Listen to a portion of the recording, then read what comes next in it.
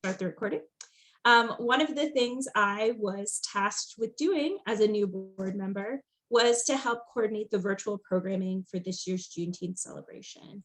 The Orange County African American Historical Society has been celebrating Juneteenth since 2006. Most of those celebrations have been in person, but with the onset of the COVID-19 pandemic, we started having a virtual celebration. And this year we're going to continue with an in-person celebration that you're going to hear a lot about today.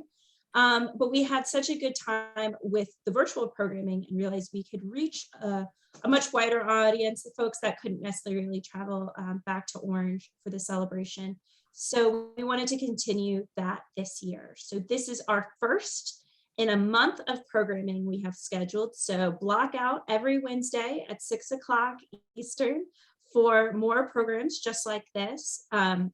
We'll be running them every Wednesday through July 6th. So an entire month of programming with an amazing set of panelists that I am super excited to have here. And today's program, as this kickoff program, is really about Juneteenth. So we're calling it Juneteenth, a homecoming celebration, which is the theme of our celebration this year. With me today, I have three amazing panelists that are going to talk, and I'm going to give a little bit of an introduction to them.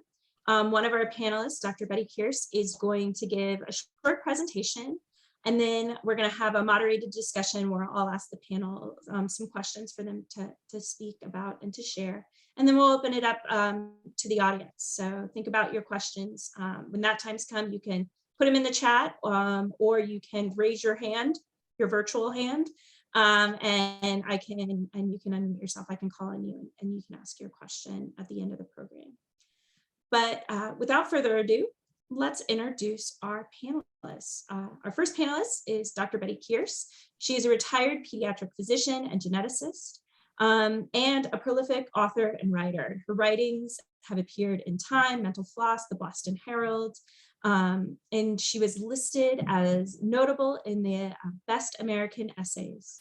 Her award-winning memoir, The Other Madisons, The Lost History of the President's Black Family, reveals what it means to be an African-American descendant of a slaveholding president and how that meaning has evolved over 8 generations of her family, including her family that was in Texas celebrating Juneteenth. Our next panelist is Elizabeth Zann Nelson. Zann is a historical investigator, writer, and advocate. Her academic and instructional background includes a bachelor's degree with a concentration in peace and conflict studies from the University of North Carolina, Greensboro, and a graduate certificate in nonprofit management from Georgetown University. Her experiential background includes 40 years as an advocate for social bridge building and reconciliation, a cache of 700 plus published columns, featured articles, journal chapters that focus on African-American history, and descendant ancestor-based research involving the domestic slave trade. And some of her most recent achievements include spearheading the passage of SJR 297 in the 2019 Virginia General Assembly, which was a landmark resolution apologizing for lynching in Virginia. And she also received the 2020 AAHGS National Distinguished Service Award. And she currently serves on the Virginia History of Lynching Work Group as part of the Martin Luther King Commission.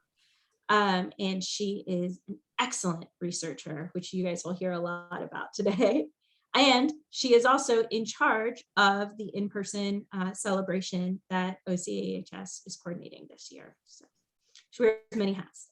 And our third panelist, some of you all may have seen earlier advertisements that our third panelist was going to be Audrey Davis, the director of the Black History Museum in Alexandria. Unfortunately, Audrey had a family emergency, but she was kind enough to get us in touch with Lewis Hicks, our third panelist. And I think she knocked it out of the park with picking her replacement. So Lewis Charles Hicks Jr. has worked in the museum field for over 33 years in various positions. For more than 13 years, he served as the Alexandria Black History Museum director in Alexandria, Virginia.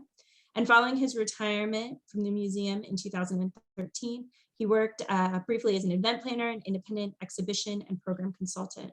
He holds 2 degrees from the University of Texas, including a BA in psychology and a BFA in studio art. And he has a master's in African art history from Howard University in Washington, D.C. His master's thesis and examination of the aesthetics and functions of selected works of art of the Voodoo region in Haiti explored the historical and cultural aspects of the symbols. From 2015 to 2019, Mr. Hicks held the position on the Humanities of DC's Director of Grants, and he currently serves as the Executive Assistant to the Executive Director of the Association to the Study of African American Life and History. And he's a native of Texas, although he has called DC home for a long time. So he really brings not only that historical knowledge, but that personal experience with the holiday of Juneteenth. So I'm actually going to turn it over to Bettye now, and she's going to kick us off with a little bit of background and history about the holiday. Great, thank you, Mary. Let's share screen.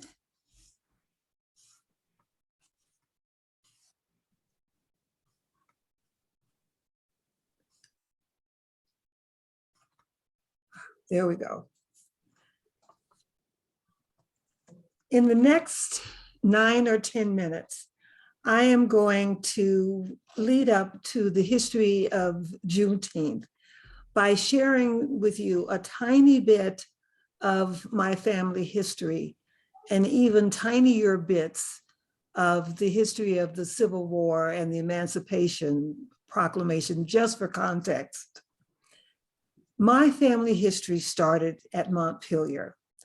According to the 8 generations of my family's oral historians, we descend from an enslaved cook and James Madison Sr. Their son, born around 1794, was my great-great-great-grandfather, Jim. Shortly after the end of the War of 1812, Dolly Madison sold Jim. He ended up in Tennessee and probably died there. In 1845, Texas became the 28th state, admitted as a slave state. And 3 years later, in 1848, Jim's son, Emmanuel, and his wife and 5 sons were transported some 800 miles in an open wagon from Gibson County, Tennessee, to Bastrop County, Texas, to pick cotton. 13 years later, the Civil War broke out. Because Texas was geographically remote, slave owners from the Deep South tried to hide their most valuable property in the state. By the end of the war, there was an estimated 250,000 enslaved people living and picking cotton in Texas, including my ancestors. Initially, the Emancipation Proclamation issued on January 1st, 1863, did not include people enslaved in the territories or in the border states or in the Union. It only included slaves in the Confederate states still in revolt, which included Texas. And Lincoln had no jurisdiction over the Confederacy. So the fighting continued. Finally, on April 9th, 1865, Confederate General Robert E. Lee surrendered to Union General Ulysses S. Grant. But Texas was remote, and slaveholders and the state and local governments continued to deny freedom to the enslaved people living there. It wasn't until June 19th, 1865, when Major General Gordon Granger and some 2,000 Union troops arrived in Galveston that the emancipation was finally enforced in Texas. Granger's men marched throughout Texas, reading General Order Number 3, which reads in part, "The people of Texas are informed that in accordance with a proclamation from the Executive of the United States, all slaves are free." Throughout the South, freed slaves, including Emmanuel and his family, sang and danced. They plucked banjos and shook tambourines. This was the first Jubilee Day, or later, Juneteenth. The cabin behind me and on this slide represents the resolve and inner strength of formerly enslaved people to make the most of their freedom, even against the odds. This is my great Uncle Henry's cabin.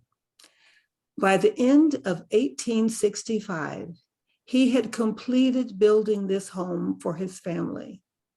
And most important, he owned it.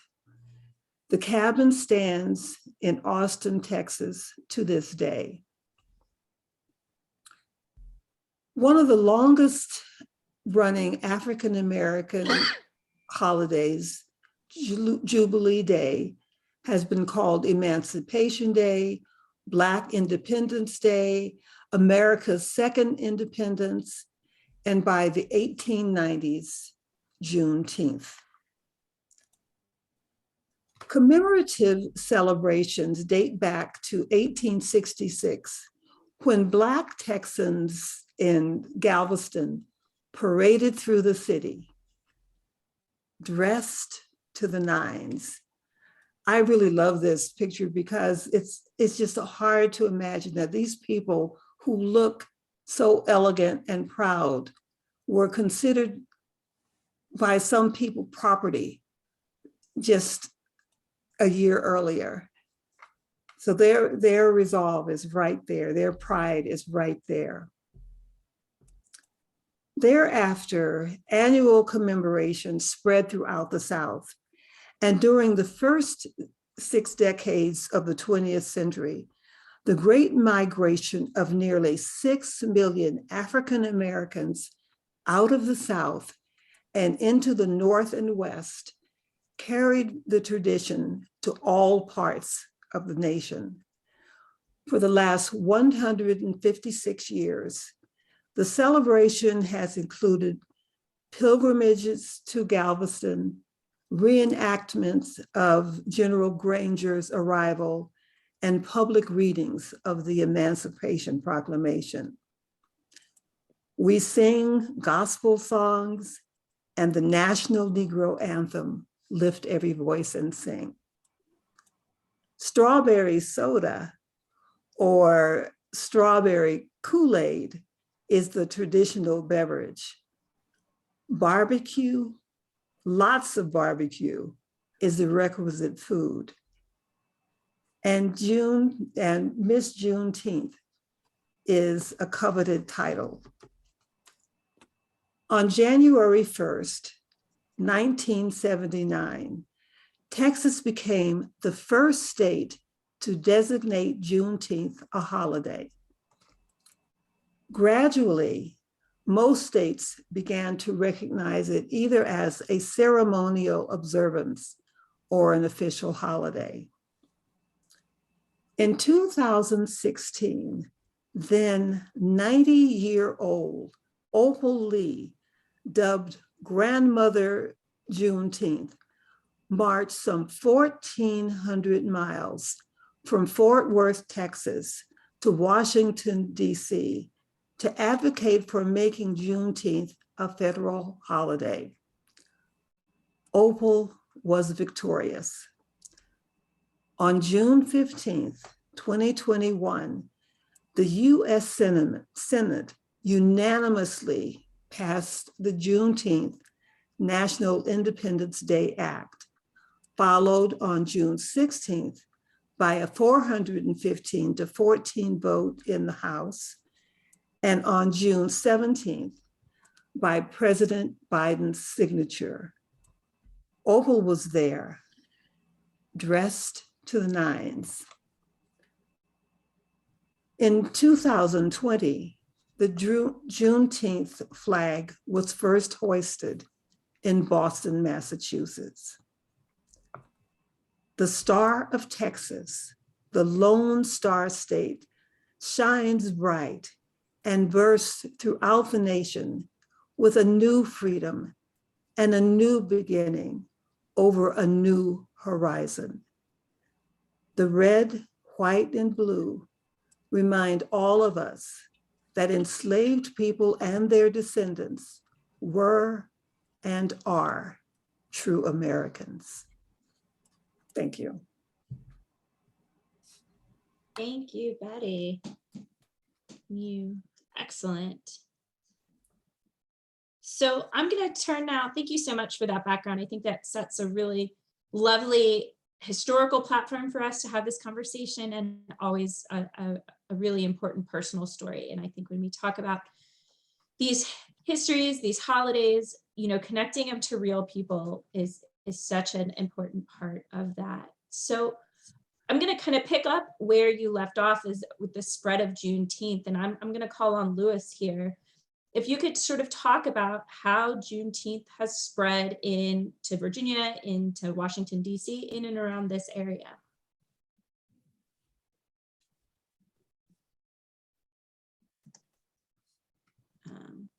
Should be, Okay, thank you so much. Juneteenth is a celebration that we celebrated in Alexandria, Virginia for many years.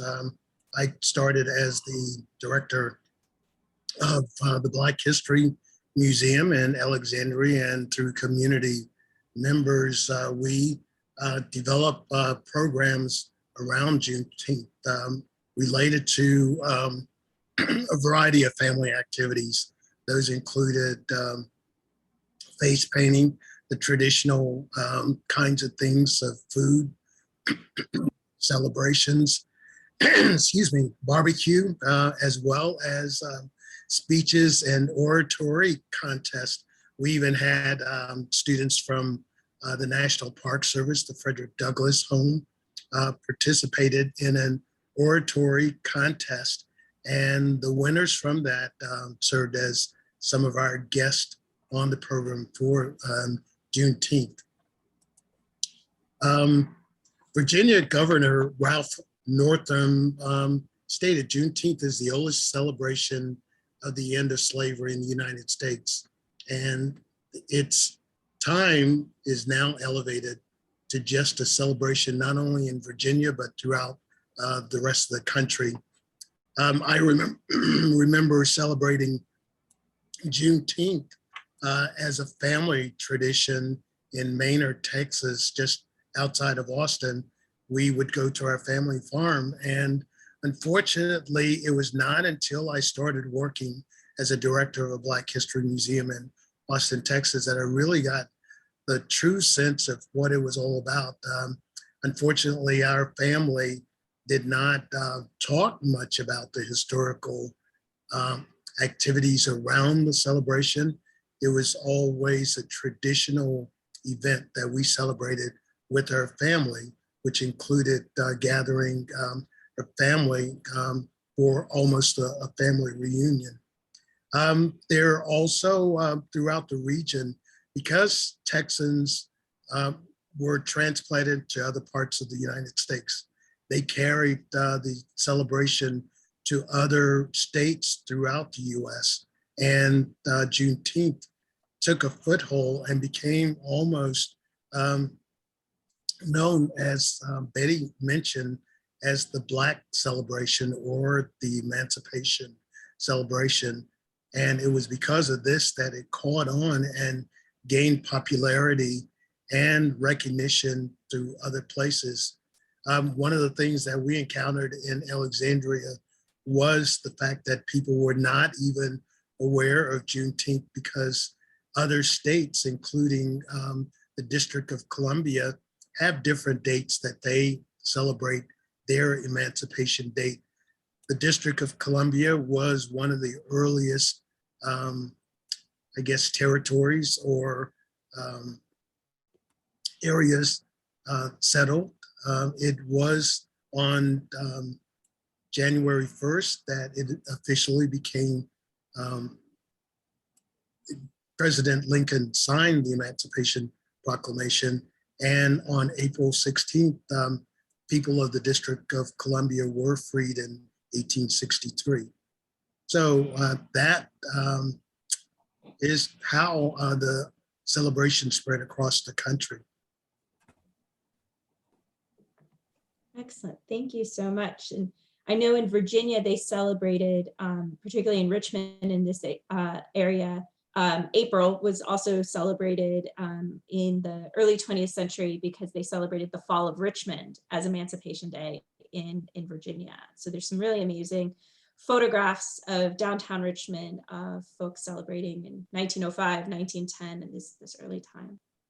Zann, I want to turn to you now to really talk about how did this all get to Orange? How has OCAHS been celebrating it, and how are we celebrating it this year? Okay. Am I gonna, are you putting me up somewhere? You're up. I don't see anybody but you, but maybe that's because, all right. Anyway, I'll just talk to you. The Orange County African American Historical Society has been celebrating Juneteenth as their signature event for many years now. And I think it's probably a very traditional, I attended some of those early on. It's a very traditional kind of celebration.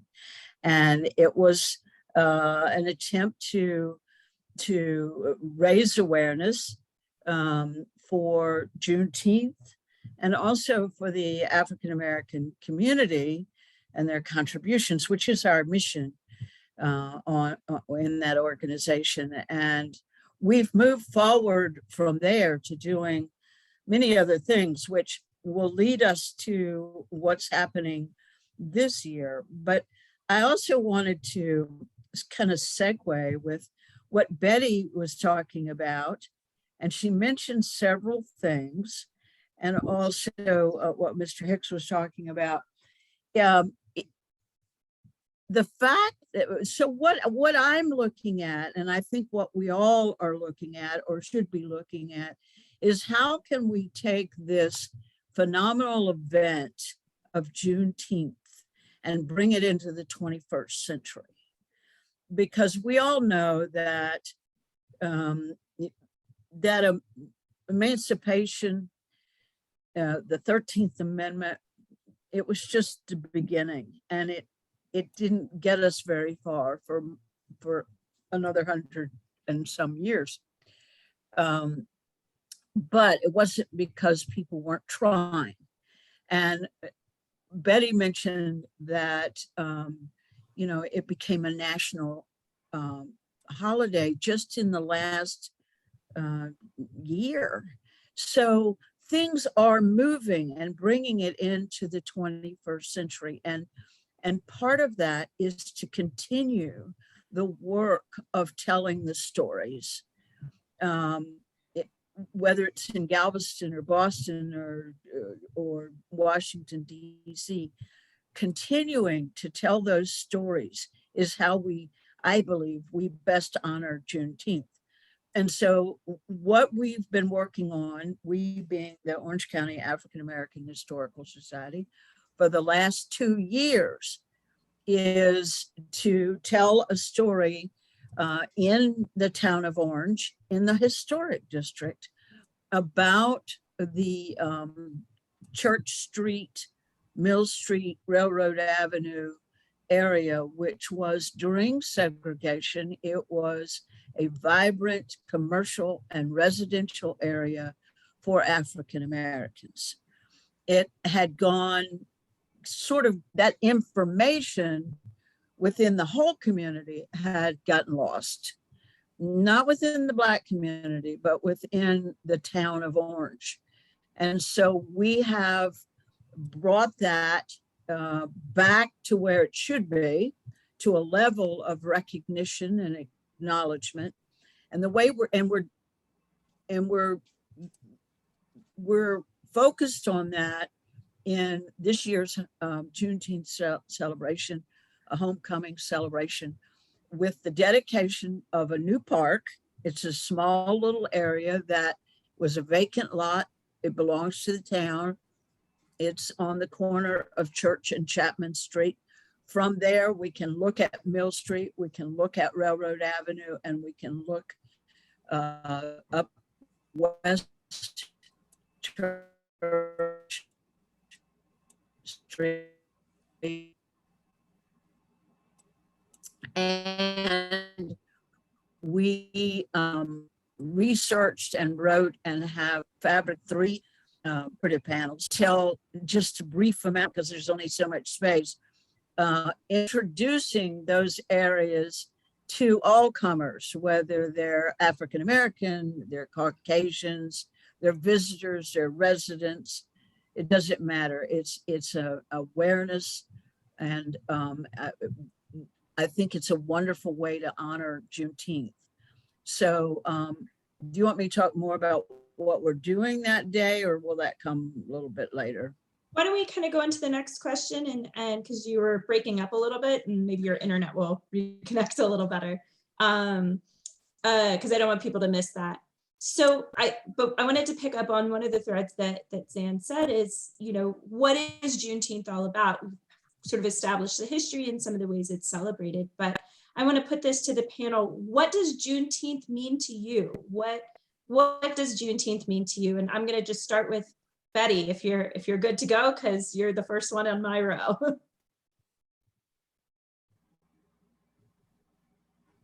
I did mention Uncle Henry's cabin as being a symbol for the resolve of formerly enslaved people to make the most of their freedom, now that they had the chance. And so I see it as a celebration of the strength that all the enslaved people had, all the remarkable talents they had, all the contributions that they made to this country. And I think it's important that we all recognize that when enslaved people died, they didn't take those talents to the grave with them. They passed them on to their descendants, including those of us who are alive today and those who will come in the future. We all have talents. We all have the ability to make contributions to this country. And we all should believe in ourselves.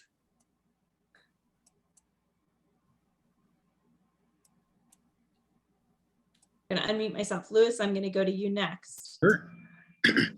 I think about it in reflecting upon the difficulties that the enslaved people went through, and the fact that they were resilient.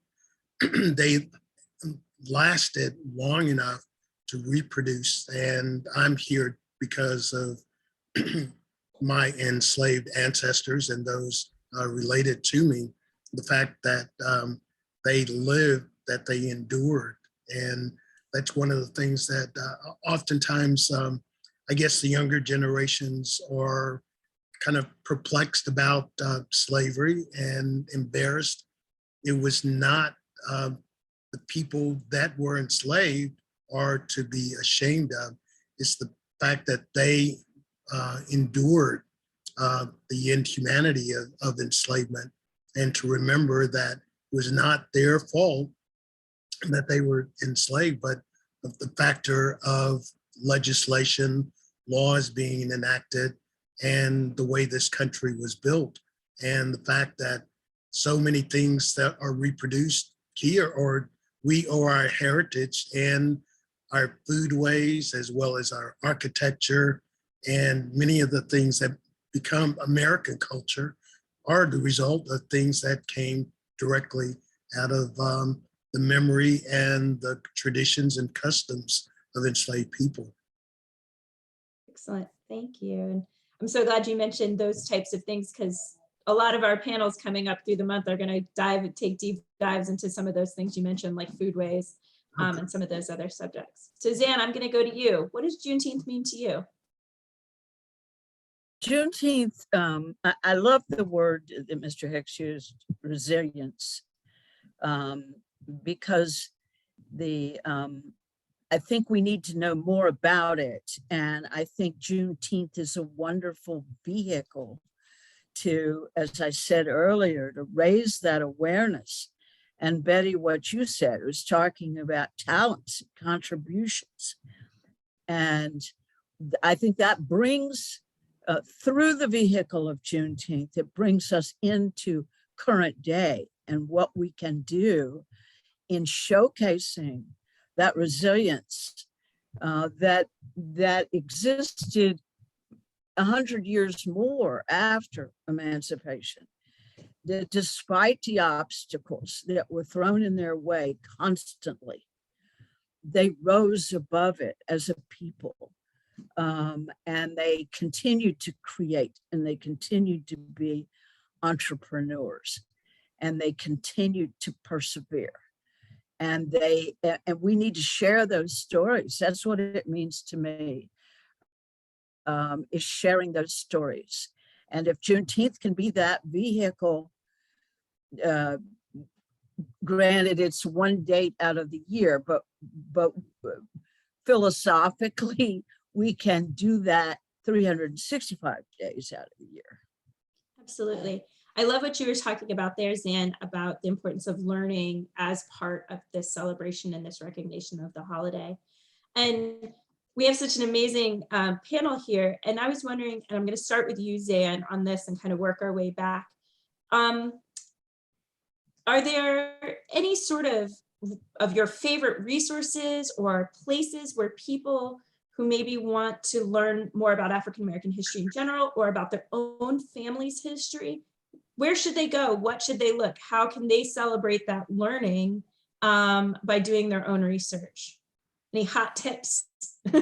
Yeah, well, the learning is critical. And let me say initially that if you're just trying to learn more about African-American history, you need to do things like come to this event on June 19th, watch the different virtual presentations. It's a great way to learn, to listen to others who've become more, they've grown their expertise in certain areas.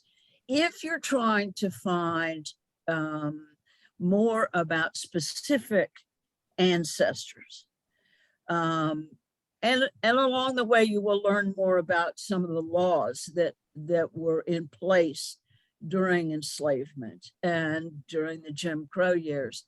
There are a few places I would highly recommend, and it's as an institution, I would highly recommend the Library of Virginia. They have a lot of material online and putting more online each day. And let me back up a little bit. Virginia, for those looking for their ancestors, I would always recommend starting in Virginia. Whether you think you're from Texas or you think you're from Louisiana, I would check your resources in Virginia. Virginia was sadly the state with the largest number of enslaved people. When they started the real expansion of the domestic slave trade, Virginia exported, if you will, the largest number, almost 500,000 people were sold out of Virginia or carried out of Virginia to the Deep South. So that's why I'm going to give you primarily Virginia sources. Within the Library of Virginia, there is a a source called Virginia Untold. And it's all about people of color during enslavement. You can search it by county, and there's other ways to search it, and they're also making it more user-friendly. But there's an incredible amount of good information there. People who were free had to petition for their freedom papers frequently. Sometimes they were lost, sometimes they may have been stolen, and if you couldn't prove it, you were re-enslaved. But there's a wealth of information. One of the things that I think is really neat when you search the counties is during the Civil War, if you had the Union Army camping nearby, often you had enslaved people escaping, and their slaveholders would file claims, and those claims are on this Virginia Untold, and it gives the enslaved person's name, their age, their gender, and often you see whole families who are escaping, and it gives, of course, the slaveholder's name.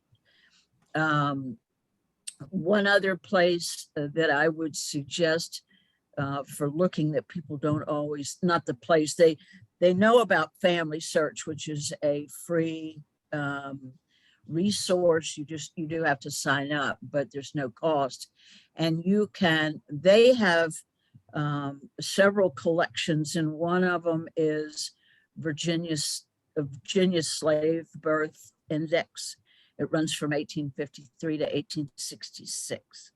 If you've looked and you've identified in the 1870 census, mothers, fathers won't be listed on the slave index, but mothers will be. And if you've identified children in the 1870 census who would have been born between 1853 and 1866, you can often find who held them in bondage.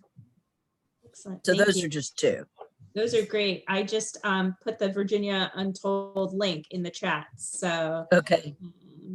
And There's a lot of other resources, but you don't have time to hear them all here. not today. But I think one of these great things is if folks have questions, they can also reach out to us afterwards. So I'm tolding you all that you are now going to be available for questions after as well. Louis, what are some of your favorite resources for people that are trying to learn more in honor of this holiday about their own families or about African-American history in general? Well, one of my favorite people specifically is Charba in the Alexandria area. She's a African-American genealogist, and she has also done substantial research to help and uncover the family members of Freedman Cemetery. And if you're not at all familiar with Alexandria, Alexandria was a Union held city, even though it had people that were sympathetic to the Confederacy's cause. But many people escaping enslavement fled to Alexandria, and because they were free people, they died and they had to be buried. Freedmen's Bureau buried people. Unfortunately, the land that they were buried on became ceded back to the Catholic Church, and eventually became a site that the city took over, reclaimed it, created a memorial, and Charba was responsible for identifying people currently living in the city that also had descendants that are descendants of people that were interred at Freedman Cemetery. Also, I feel we'll probably talk a little bit later in this, but Freedom House is a site that was a former slave auction place Franklin and Armfield, and now it is a city museum, a small museum that the city's recently taken over. It recently opened just this past Friday, excuse me, on Friday, May 27th, and it is now a City of Alexandria facility. And it has limited capacity, so you're requested to make reservations prior to your visit there. Also, the Library of Congress probably has many resources, as well as the National Archive, since those are broader ways of looking. But I would start in your local jurisdiction, as Zann suggested. And I'm fascinated to discover, because that looking at birth records from that period of time is a key component to identifying people, because enslaved people were identified as property. So this is a great resource. Thanks, Zann. Thank you. Very welcome. I also added links into the chat for the Freedman Cemetery Memorial, as well as the Freedom House. And I am so excited that the Freedom House is open and expanded. I think it's always been such an important building in Alexandria and in the history of the whole country, really. Bettye, same question to you. What are some of your favorite ways to learn about the past, learn about your family? You're sort of an expert in doing research on your own family, so. Hands down, my favorite, most important resource is oral history. The stories passed down from generation to generation. And they're important for all families, but especially for African-American families, because most of the time, that is all we have that preserves the legacies that our ancestors left for us. Names were either never recorded in documents, names were changed, documents were burned, either or destroyed, either accidentally or deliberately, just leaving us with just threads to grab onto, to try to weave together a whole story about the lives our families lived. But the oral history is just rich with an understanding of who our ancestors were, what their values were, what they wanted us to live by. And those are the values that determine who we are today. So, oral history. I also would like to mention a book that is not really used for research. It's called Help Me to Find My People. And at the end of the Civil War, formerly enslaved people were desperate to find their loved ones. And this book describes all that they went through to try to find them. Again, following threads. They may have had newspaper articles, they may have posted notices looking for a so-and-so, but the point is they wanted their family back. And those of us today who are hanging on to these threads, we want our families back too. Absolutely, thank you. I would also say, I plug for archaeology is to be part of this conversation. Yes. As occupational bias, but that was also, as Liz was talking about the Freedman Cemetery, archaeology was a big part of that. Yes. So much of what's not written down or makes it into the record. Mm-hmm. I'm going to ask you all one final question, and then we're already starting to get some questions into the chat. So my question for you all, for the whole panel is, what is the future of Juneteenth? It's a federal holiday, but what is this future? What do you want the future of Juneteenth to be? And I don't know if anybody wants to jump in and go first, or you want me to call on you?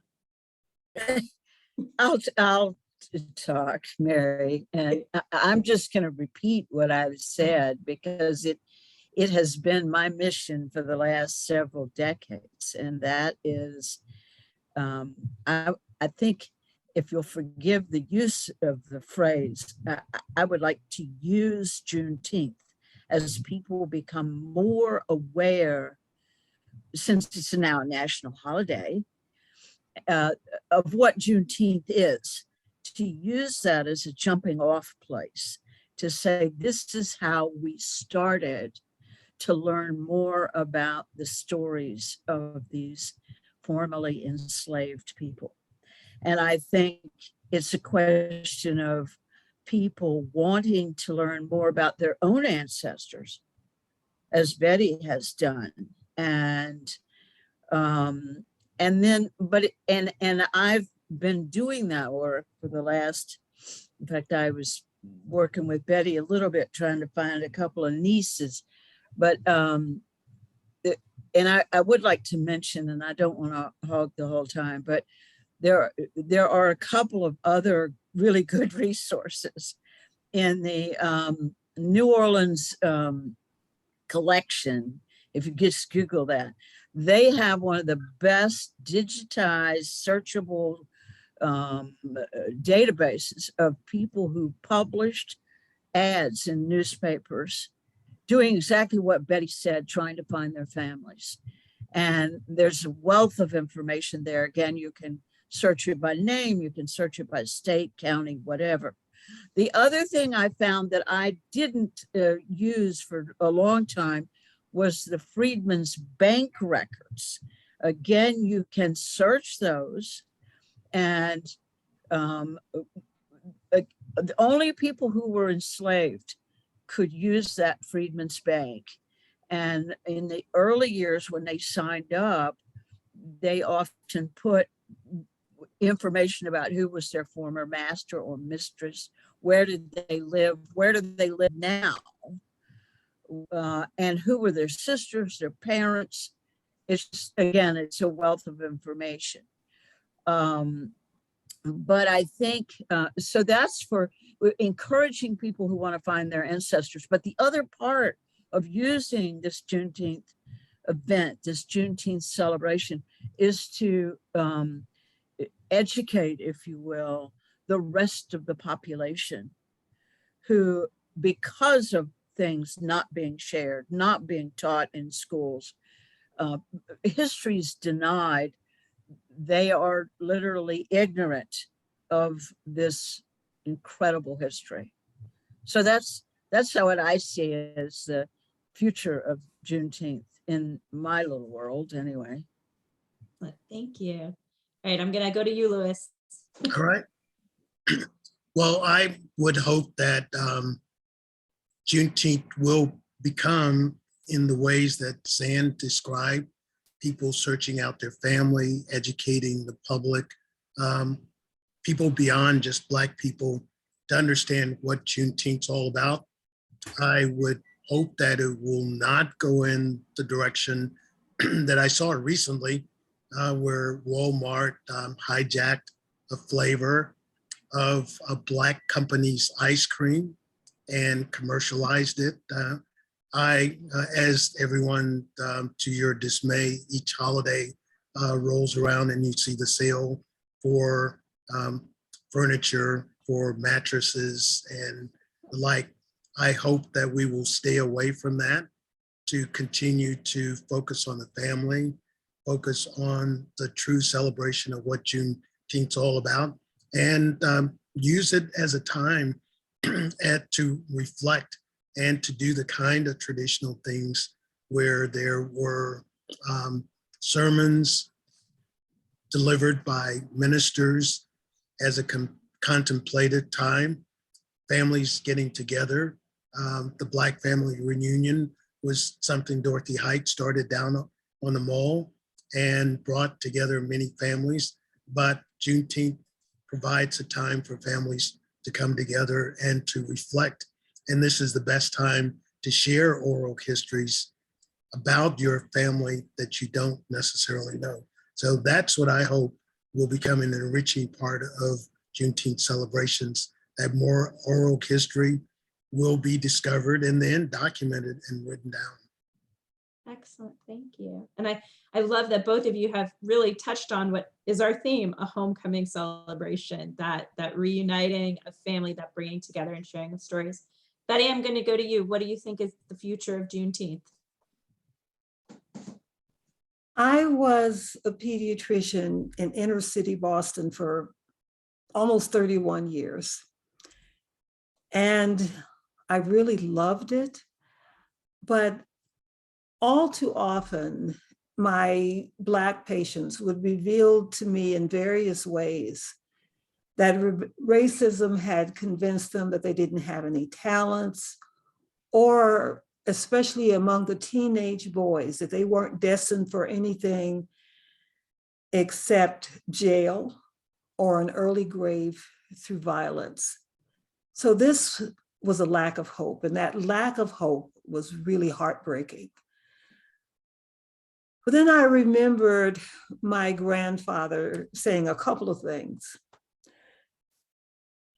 He said that racism was just a feeble leftover of slavery. If they got by that, we could get by such things as he lived in a small town in Texas, such as not being able to buy groceries ourselves, or being able to touch groceries, or having to sit in the back of the bus, and so forth. If they could deal with if enslaved people could deal with all that they went through, we can certainly deal with little things like that. He also said that enslaved people were remarkable individuals who possessed a sense of hope. They had dreams.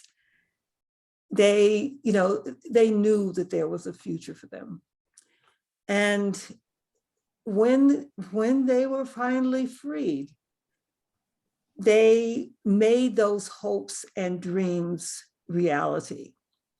And as I said before, these qualities did not die with the enslaved people. They passed them on. So I want our young people, in particular, all of us, but especially our young people, to embrace our slave heritage and to grab on to and nurture our own talents and our own dreams and our own sense of hope, so that, we can make the most of the opportunities that come our way, and so that we, like enslaved people did, can make contributions to this country. Thank you so much. I want to turn over to take some questions from the audience. There are a couple in the chat, so if anyone in the audience has questions, you can feel free to type them in the chat, or you can raise your virtual hand. But I'm going to go back to a question from a guy many of you know, Matt Reeves. So Matt asks, when did Juneteenth or Emancipation Day celebrations disappear in the South? Was it in the 20s as directed under the height of Jim Crow, or did the celebration disappear earlier? In Jamaica, Emancipation Day was celebrated into the 1960s, some 120 years after emancipation. So I think what it seems to be is there seems to be celebrations happening, and then they go away, and then they started to come back later in the 20th century. I don't know if any of you all can speak to that, if you have any knowledge, or. I didn't know they had ever stopped. Well, I think that's a good question. You're a good point.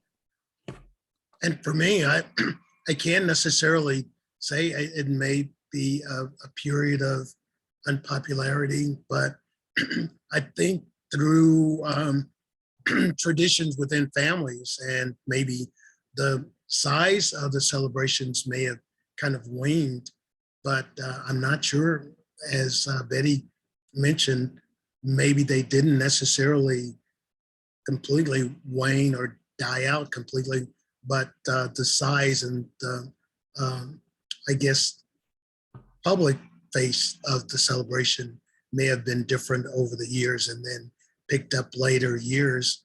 I can only reflect on what I observed, not necessarily any kind of historical documentation, but I did see a stronger interest in the 70s in my hometown of Austin, Texas, of people beginning to celebrate more and holding street parades and firework celebrations, baseball competition, and things generally around family celebrations. So don't have the historical data to back it up, but only personal reflections. Well, I think that's really important. And I think it speaks to a lot of what you all were talking about, learning the history, is that often the history isn't what's written on the front page, but it's the stories that are in our families and the memories that we have and our experiences.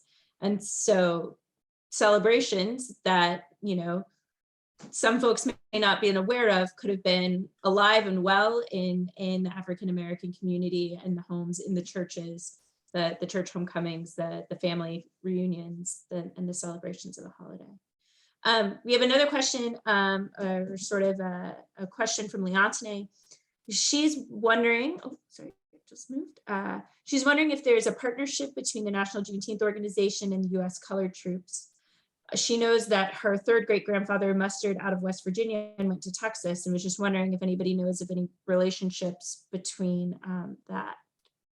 And if you don't, that's okay. Leontine, is that a good summary of what you said?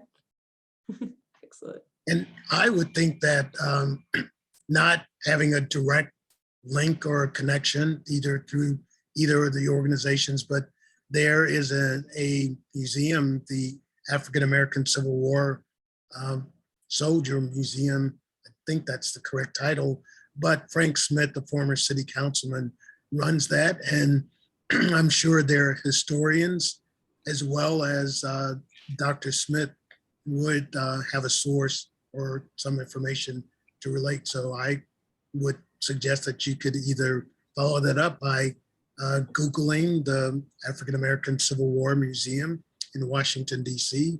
Dr. Frank Smith is the director, and I'm sure your staff could help you with your question.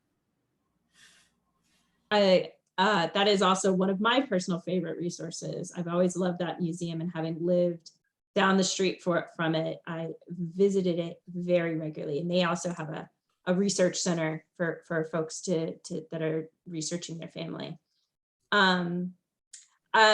Sarah writes in the chat, so we're international, so you guys should all be excited. Sarah from Ontario, Canada, that she has found that in Ontario, Canada in particular, their Emancipation Day celebrations seemed to wane in the late 60s and onward, and part of the reason was likely related to community members moving elsewhere. Some celebrations have been ongoing to this day, and now we're seeing a resurgence of celebrations that seem to cease for a time.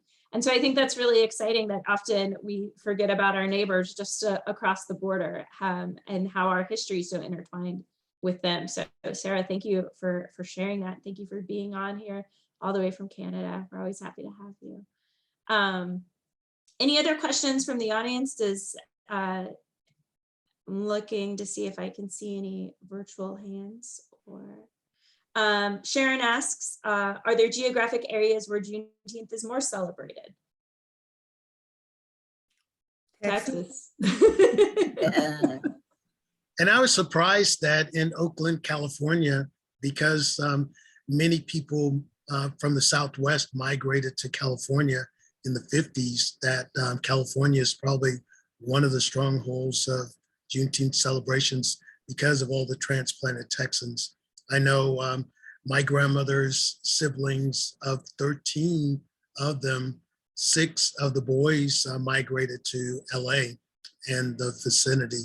So just a contingent of Texans took Juneteenth to California.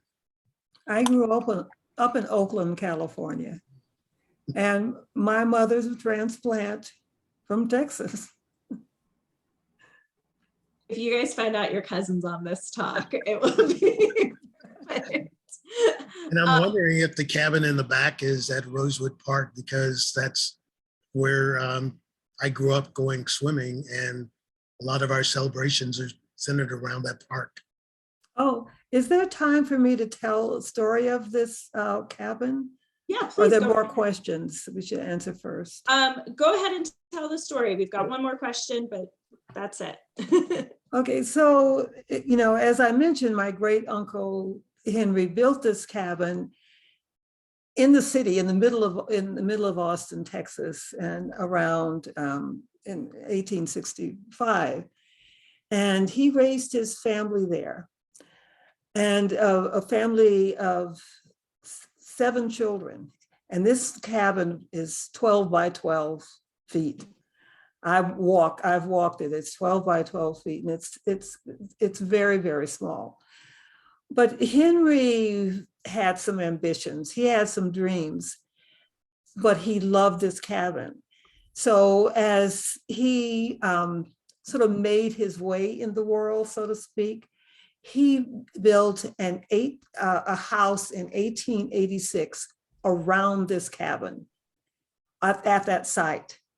So in 1968, when the house was demolished, the wrecking crew found this cabin standing upright in the middle of the rubble. And the city of Austin moved the entire cabin to Rosewood Park. And I don't remember when exactly, but it is now a state historic site. It's amazing. And I think that's such a beautiful example of that resilience and that knowledge and that skill, Bettye, that you were talking about, that to have the knowledge and the skill to be able to build a structure that can last that long and outlast the newer, bigger house and outlast the demolition and outlast the monument. I think it's such a beautiful symbol of that knowledge, of that ability. How many of us could put together a house that could last that long right now? And I think that that's really quite beautiful. We have one more question from the audience, and then I kind of want to wrap with going to Zann to talk about this year's celebration in Orange and really plug that. But one of the other questions we had from the audience is, in the celebrations of Juneteenth that you've observed or learned about, do you see any differences between urban and rural areas? Does Juneteenth look different in the countryside versus the cities? So Louis, I see you nodding, so I'm going to go to you. I guess because of growing up and going to our family farm, of course, we had horseback riding and then fresh food from the fields. And so our family, one of my aunts owned the farm. And so everything that we ate, except for, well, probably everything, including the meat, was farm raised. And so the difference is things may be picked up from the giant supermarket or not necessarily grilled on your grill for your celebration. So the difference in from field to the table instead of down the street at the supermarket to the backyard. So that's one thing I see very much based around the food. Yes. Well, the barbecue is the same. Did you drink strawberry Kool-Aid or strawberry soda? Big red soda. Yeah. Oh. It was always a red soda. It had to be red. Yes. Do any of you know the origin of why it is the red drinks? I don't have a clue. Because it's something I've always heard about, but I never knew why. But I guess this is my challenge to you all. When you celebrate Juneteenth this year, ask around and see if anybody knows, and let's gather all those stories. I'm going to take these last few minutes to go to Zann and let her talk a little bit about this year's celebration in downtown Orange, and the work that's gone into that. So Zann, I'm going to go to you. Thank you. It's certainly been a team effort. It's anchored, the live the live portion is anchored in the dedication of the park and the unveiling of the panels. But that was only we figured that would be about an hour.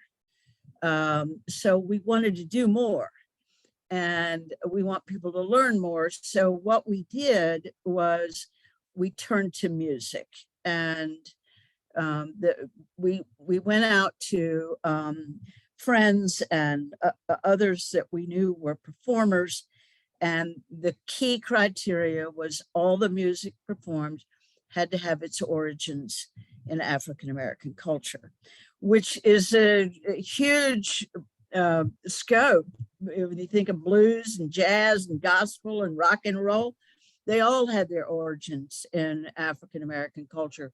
So we're kicking off the day with the members of the Orange County High School band that want to do it's their jazz players, and they want to do a New Orleans style march parade, if you will, from Main Street to the park, and then they will perform a bit there. We're hoping we're going to have some of their drumline team members. That will, from there at 12:30, we start a drumming circle with Gerald Rose, and they will do that until 1 when the dedication starts, the official program. And after a very brief welcome, Reverend McIntosh is going to lead us in a libation ceremony. Then we get into, all the speechifying and end with actual ribbon cutting and pulling the coverings off the interpretive panels. We move right from there to the Shady Grove Baptist Church, who will sing. The Shady Grove Baptist Church Choir will offer gospel music from 2 to 2:30. Then there's, I'm going to try and run through all this real quickly, but the idea is to get people down to the historic district and teach them a little something, and hopefully keep them long enough to entertain them, and they'll learn a little bit more. So we do know there's going to be an ice cream social at the Democratic headquarters following the dedication. We just learned that. The Arts Center is, Daryl Rose will move from his drumming to the Arts Center, where there's also an exhibit of that ties in with the town's 150th anniversary. He will be doing a live painting performance. Phil Odebear is going to be at the depot to film any kind of oral histories, Betty, that people want to contribute with interviews telling their stories. Then from 3 to 5 at Taylor Park, we have a jazz band, and on stage at the commemorative park, we have a group that has gotten together. There's a keyboardist, a blues guitarist who plays all over the country. His name is Jeff Scott, a saxophonist, and 2 vocalists. And so they're going to play a lot of different kinds of music there. What have I missed? We've got a scavenger hunt where people can take a piece of paper that has 10 photos on it, and they have to go find the photos. And the James Madison Museum is open and free for the day. And they have a wonderful exhibit of African-American history in there. And some of the objects that are on a scavenger hunt are in there. So, and other objects are around town. Now, we didn't choose to do vendors or food trucks, but there's a lot of places that you can get something to eat. If the ice cream wasn't enough, you can brown bag it, or there is a food truck up on near the top of the West Church Street. Cooper's, which is just at the other end of Church Street, will be open, and I'm not sure who else is open, on Main Street, but there'll be plenty of places if you don't bring your own lunch. So lots going on, lots of things to learn about and have fun. Excellent. Thank you so much, Zann. We're all really excited, and we're excited to have the celebration in the town of Orange, and get people in town. I also am going to give a final plug for the rest of our virtual programs. So next week on June 8th, we have Putting the Home in Homecoming, where we're going to have an amazing panel talking about the power of place. The following week, we're going to have one called The Stories of Homecoming that's really going to take a deep dive into family history and oral history. After that, we are going for The Taste of Homecoming, talking about food, and have some amazing culinary experts. The following week, we are doing the soundtrack of Homecoming. So music, musical performances, discussions about music. And then the last week, on July 6th, it's going to be the Heroes of Homecoming, and we're going to be talking about military history, African-American military history, and the contributions of African-Americans to, freedom and independence, going from one Independence Day to the next Independence Day of the summer. But I just really wanted to thank Bettye, Louis, and Zann for taking your time to be with us today. This was really wonderful. I learned things. I know everyone else here did as well.